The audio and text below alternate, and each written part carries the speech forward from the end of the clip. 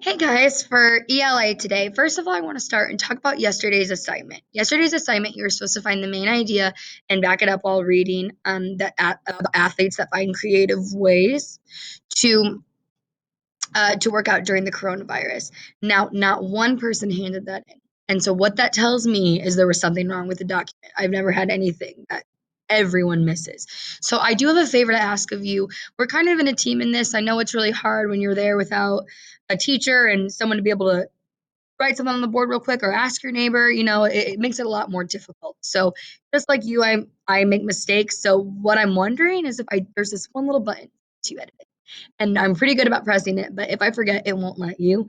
So it would be really, really important because that work still needs to be done by the end of the day. Now you'll notice none of that was in your missing work from your messages because it's too late to go back now, but in the day, it would mean a lot to me if you could message me and say, "Hey, I can't get into this document," because then I can fix it and it's still due by the end of that day. Because if no one tells me, then there's really nothing that I can do, and then it's going to end up being either not done and event I'm never going to be perfect where I don't always hit that. It's going to happen. So then that's got to be up to you. I had someone text me and say I can't get to the reading. Within 30 minutes I posted it in a way she could see it on her phone because she was using her phone to read.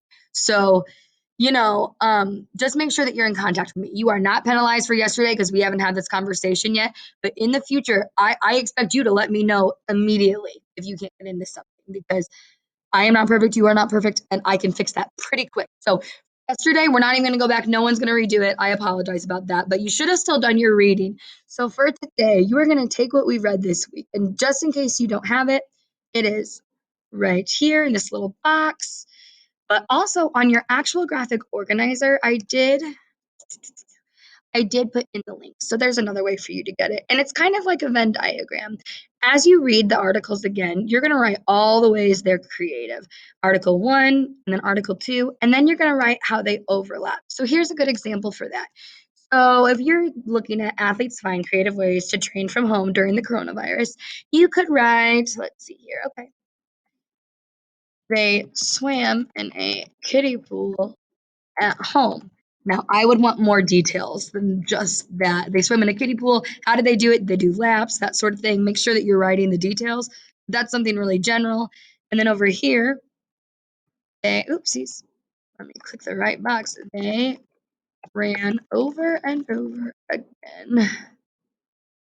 Ooh, not over and over again. That sounds crazy. Back and forth on their porch.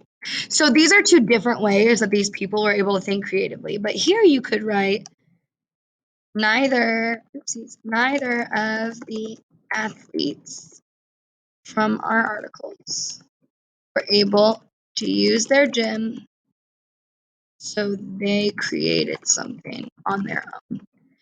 So I would need at least 3 to 4 things in each one of these, and then make sure that you're using 3 things from your list total to write your response paragraph, which let me erase these so that way they're not on your copy because I know I do sometimes.